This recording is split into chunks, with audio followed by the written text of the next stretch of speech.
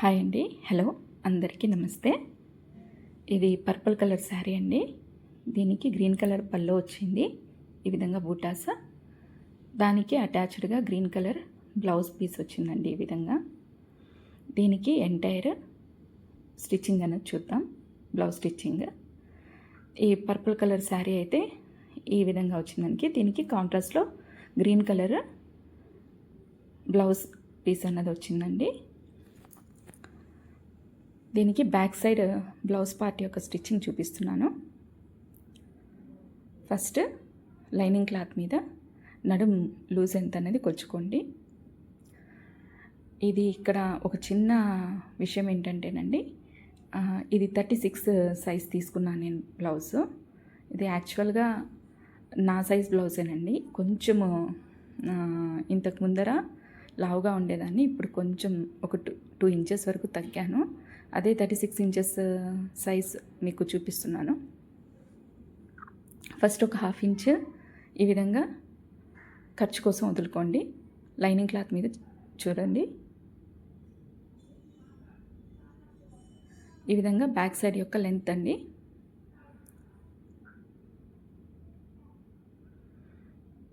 ఇక్కడ ఇది 14 ఇంచెస్ వరకు వచ్చిందండి. మీరు ఒక 1 ఇంచ్ కానీ 1.5 ఇంచ్ కానీ ఎక్స్ట్రా పెట్టుకోండి. ఎందుకంటే ఇది లూజ్ వస్తుంది కాబట్టి నాకైతే ఇది పర్ఫెక్ట్గా సరిపోతుంది. అదే దీని మీద చేసుకుంటూ వెళ్తున్నాను. దానికి ఇంకొక 1/2 ఇంచ్ అన్నది ఖర్చు కోసం వదులుతున్నానండి. ఈ రెండింటిని కలుపుతూ ఈ విధంగా స్ట్రైట్ లైన్స్ అన్నది గీసుకోండి.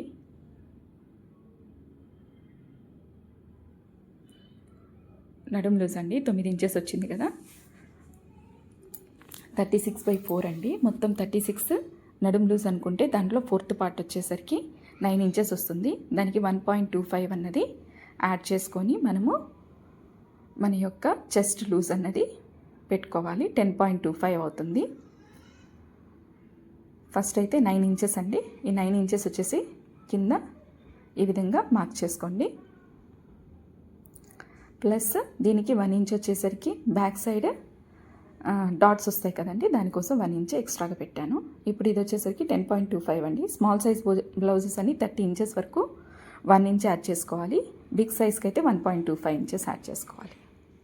ఈ విధంగా 10.25 అన్నది ఇందులో మార్క్ చేసుకోండి. ఇప్పుడు వీటిని కలుపుతూ ఒక స్ట్రైట్ లైన్ అన్నది గీసుకోవాలి.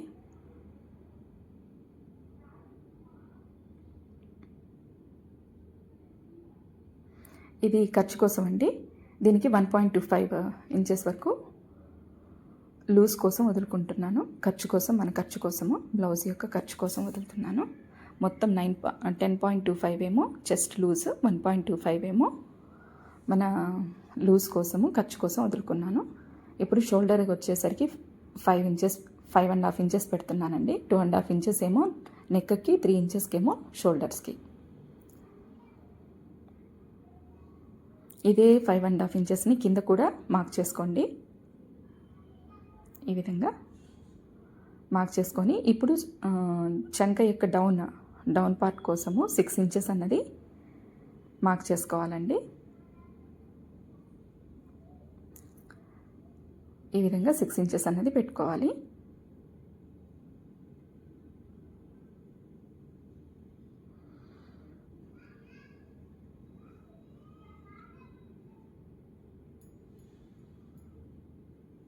సిక్స్ ఇంచెస్ని ఇదే విధంగా పెట్టుకొని ఒక స్ట్రైట్ లైన్ అన్నది ఈ విధంగా డ్రా చేసుకోండి.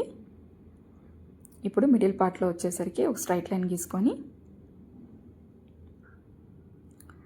1.5 ఇంచ్ అన్నది లోతు పెడుతున్నానండి. స్మాల్ సైజ్ వాటికైతే 1 ఇంచెస్, బిగ్ సైజ్ వాటికైతే 1.5 ఇంచ్ పెట్టుకోండి. పెట్టుకొని ఒక కర్వ్ స్కేల్ వస్తుంది కదండి, దాంతో ఈ విధంగా కర్వ్ లైన్ అన్నది డ్రా చేసుకోండి.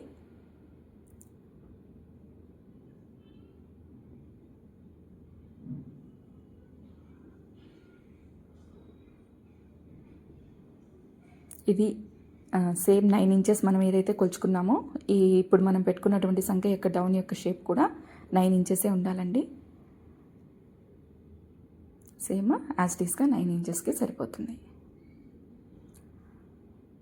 ఇప్పుడు బ్యాక్ సైడ్ లెంత్ వచ్చేసరికి 4.5 ఇంచ్ ఉందండి. 4.5 ఇంచ్ పెట్టుకుంటున్నాను. ఈ విధంగా మనం ఖర్చు కోసం వదులుకున్నాం కదా, దాని దగ్గర నుంచి 4.5 ఇంచ్ పెట్టుకొని ఒక 1/2 ఇంచ్ అనేది ఎక్స్ట్రాగా మార్జిన్ కోసం వదులుకోండి.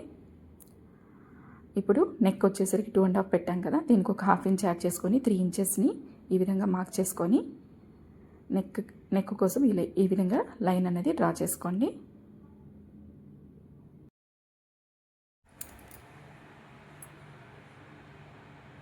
ఈ విధంగా డ్రా చేసుకున్న తర్వాత ఒక 1/2 ఇంచ్ అన్నది లోతు పెట్టుకొని ఒక రౌండ్ షేప్ అనేది డ్రా చేసుకోండి. ఈ విధంగా ఇప్పుడు మనం ఎట్లా అయితే మార్క్ చేసుకున్నామో దాని మీదే ఈ విధంగా కట్ చేసేయండి. ఇది బ్యాక్ సైడ్ పార్ట్ మాత్రమేనండి.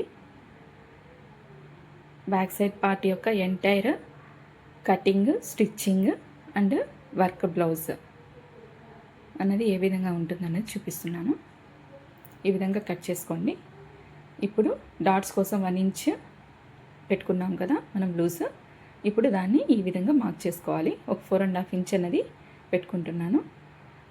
ఇక్కడ వదిలినటువంటి 1 ఇంచ్ ఇక్కడ మార్క్ చేసుకోవాలి. ఇటు ఒక 1/2 ఇంచ్, అటు ఒక 1/2 ఇంచ్ ఈ విధంగా చూపించిన విధంగా మార్క్ చేసుకోండి.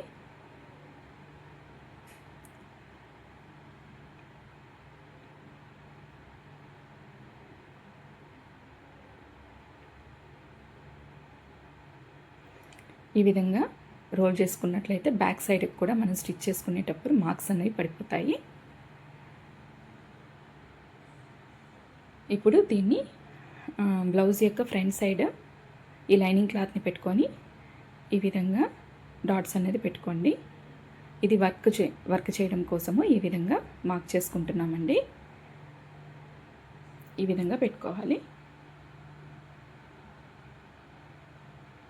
ఇక్కడ ఒక 1.5 ఇంచ్ అనేది ఎక్కువ వదులుతున్నాను. మనము వర్క్ చేసేటప్పుడు కొంచెం షింక్ అయినా అట్లా అయినా సరే కానీ తర్వాత మనము కటింగ్లో అడ్జస్ట్ చేసుకోవచ్చు. ఈ విధంగా డ్రా చేసుకోవాలండి. ఇప్పుడు ఫస్ట్ అయితే గొలుసు కుట్టు వేస్తున్నానండి గోల్డ్ కలర్ థ్రెడ్తో. ఈ విధంగా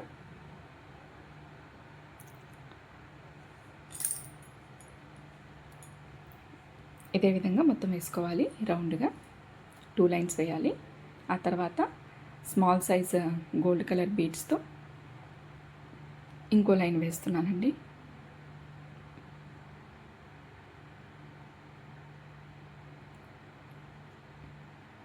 వేసేప్పుడు ఒక 1/2 ఇంచ్ లూజ్ ఉండే విధంగా చూసుకోండి.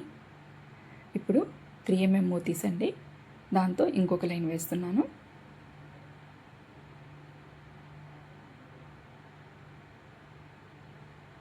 ఈ విధంగా మొత్తం వేసుకోవాలి. ఇప్పుడు గొలుసు కుట్టు, స్మాల్ సైజు, మీడియం సైజ్ మోతీస్తో లైన్స్ అనేవి రెడీ అయ్యాయి. ఇప్పుడు షుగర్ లేస్ అండి, స్టోన్ లేస్ ఉంటుంది కదా, దాన్ని అతికించుకుంటున్నాను. ఇది 2 లైన్స్ అన్నది అతికిస్తున్నానండి స్టోన్ లేస్. ఈ విధంగా 2 లైన్స్ అతికించిన తర్వాత ఇవి బాల్ చైన్స్ వస్తాయండి. ఈ బాల్ చైన్స్ని కూడా అతికిస్తున్నాను. మీరు కావాలంటే లాస్ట్లో ఇంకొక స్మాల్ సైజు బీడ్స్తో వర్క్ అనేది చేసుకోవచ్చు. నేనైతే ఇక్కడ బాల్ చైన్ అతికించాను. ఇప్పుడు స్టోన్స్ అండి, పర్పుల్ కలర్ స్టోన్స్ తీసుకున్నాను. శారీకి మ్యాచ్ అయ్యే విధంగా తీసుకున్నానండి. వీటిల్ని అక్కడక్కడ కొంచెము కరెక్ట్గా మార్క్ చేసుకుంటూ ఈ విధంగా స్టిక్ చేసుకోండి. మొత్తం బ్లౌజ్ కాకుండా ఒక్క నెక్ వరకు మాత్రమే ఈ విధంగా వర్క్ అన్నది ఇస్తున్నానండి. ఇంతే. ఈ విధంగా అతికించుకున్న తర్వాత దీనికి రౌండ్గా మోతీస్ అండి, స్మాల్ సైజ్ మోతీస్తో ఒక లైన్ అన్నది రౌండ్గా డ్రా చేసుకుంటూ వస్తున్నాను. ఒక లైన్ డ్రా చేసిన ఈ విధంగా స్టిచ్ చేసుకున్న తర్వాత దీన్ని చుట్టూ మళ్ళీ కావాలంటే మీరు ఇంకొక డబుల్ లేయర్ కూడా వేసుకోవచ్చండి. నేనైతే ఇక్కడ సింగిల్ లేయర్ మాత్రమే వేస్తున్నాను. ఇంకొకటి ఒక 1 ఇంచ్ అన్నది మటుకు ఎక్స్ట్రా క్లాత్ ఖచ్చితంగా వర్క్ బ్లౌజ్కిను నార్మల్ బ్లౌజ్కి మీరు ఎక్స్ట్రాగా వదులుకొని కటింగ్ కానీ స్టిచ్చింగ్ కానీ చేసుకోవాలండి. ఒక్క 1 ఇంచ్ 1.5 ఇంచ్ చేసుకుంటే సరిపోతుంది. ఇప్పుడు చూడండి ఈ విధంగా నాట్ వేసుకుంటున్నాను. ఇప్పుడు కింద పార్ట్కి వచ్చేసరికి ఒక మీడియం సైజ్ మూతి, ఇంకొకటి స్మాల్ సైజ్ మూతితో ఈ విధంగా చిన్న లైన్ ఇస్తున్నానండి. ఈ విధంగా పైన కూడా ఒకటి మీడియం సైజ్ మూతిని కుడుతున్నాను అంతే. ఇప్పుడు దీని చుట్టూ స్టోన్ లేస్ అతికిస్తున్నానండి.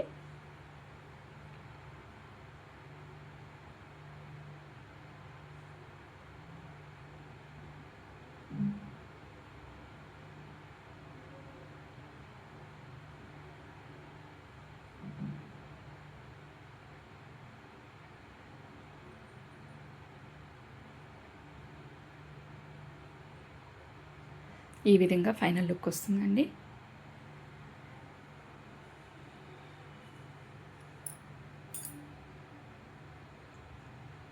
ఈ విధంగా మన శారీకి తగ్గట్టుగా పర్పుల్ కలర్ స్టోన్స్తో వర్క్ అనేది కంప్లీట్ అయింది.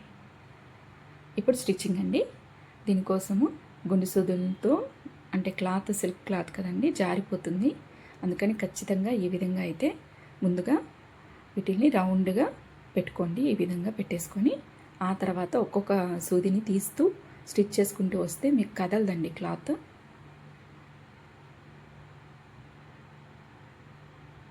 కొంచెం జాగ్రత్తగా అండి, ఎందుకంటే అక్కడ పక్కనే వర్క్ ఉంటుంది కాబట్టి కుట్టుకునేటప్పుడే మనం 1/2 ఇంచ్ వదులుకొని స్టిచ్ చేసుకోవాలి వర్క్. ఆ 1/2 ఇంచ్లోనే జాగ్రత్తగా ఈ విధంగా స్టిచ్ చేసుకుంటూ వచ్చేయాలి.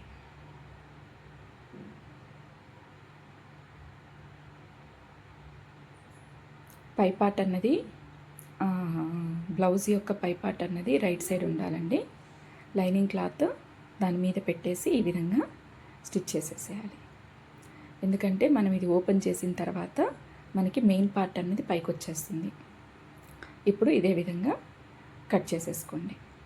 మళ్ళీ చెప్తున్నానండి, ఒక్క 1 ఇంచ్ అయితే మటుకు మగ్గం వర్క్ దానికి నార్మల్ బ్లౌజ్కి డిఫరెన్స్ వస్తుంది. 1 ఇంచ్ 1.5 ఇంచ్ వదులుకొని చేసుకోండి. నాకైతే కొంచెం ఇది లూజ్గా ఉండడం వల్ల అదే విధంగా చేసుకుంటున్నాను. మీరైతే ఒక 1 ఇంచ్ వదులుకోండి.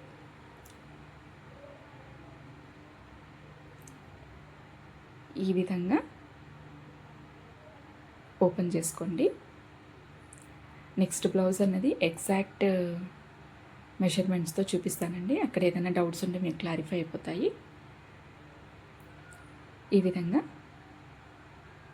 ఫ్రంట్ పార్ట్ అన్నది ఈ విధంగా కనిపిస్తుంది. బ్యాక్ సైడ్ పార్ట్ అన్నది బ్లౌజ్ యొక్క బ్యాక్ సైడ్ ఈ విధంగా ఉంటుంది. ఇప్పుడు కింద పార్ట్కి వచ్చేసరికి హెచ్చు తగ్గులు లేకుండా ఎక్స్ట్రాగా ఉన్నటువంటి క్లాత్ని తీసేసి రెండింటిని ఈక్వల్గా పెట్టుకోండి. డాట్స్ కుట్టాలండి దీని తర్వాత మనము, అందుకని చెప్పని ఎక్సెస్ పార్ట్ని తీసేస్తున్నాను.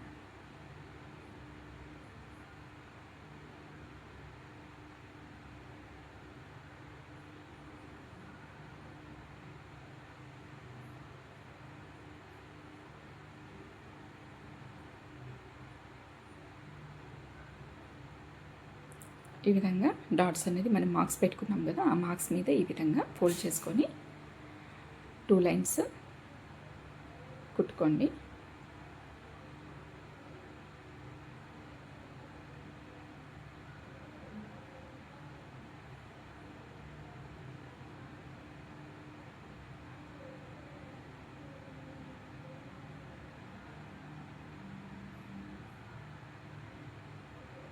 డాట్స్ అయిపోయిన తర్వాత కింద ఈ ఎక్సెస్గా ఉన్నటువంటి క్లాత్ని కొంచెం ఫోల్డ్ చేసి కుట్టుకొని ఆ తర్వాత ఈ విధంగా ఒక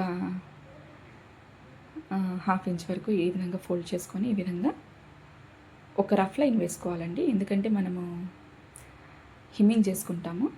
ఈ లైన్ కనిపించకుండా హిమ్మింగ్ చేసుకున్న తర్వాత ఈ లైన్ అనేది తీసేస్తాము. ఈ విధంగా సూది దారం తీసుకొని హిమ్మింగ్ చేసుకోవాలండి. మనం ఎక్కడైతే కుట్టుకున్నామో రఫ్ లైన్ దానిపైన ఈ విధంగా కుట్టుకుంటూ వచ్చేయాలి. హిమ్మింగ్ లైన్ అండి ఇది.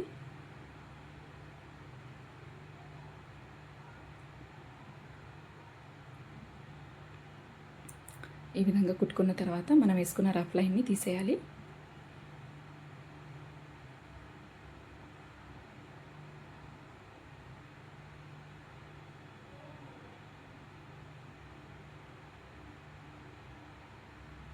అంతేనండి. బ్యాక్ సైడ్ పార్ట్ అండి. ఎంటైర్ బ్యాక్ సైడ్ యొక్క కటింగ్, వర్క్ అండ్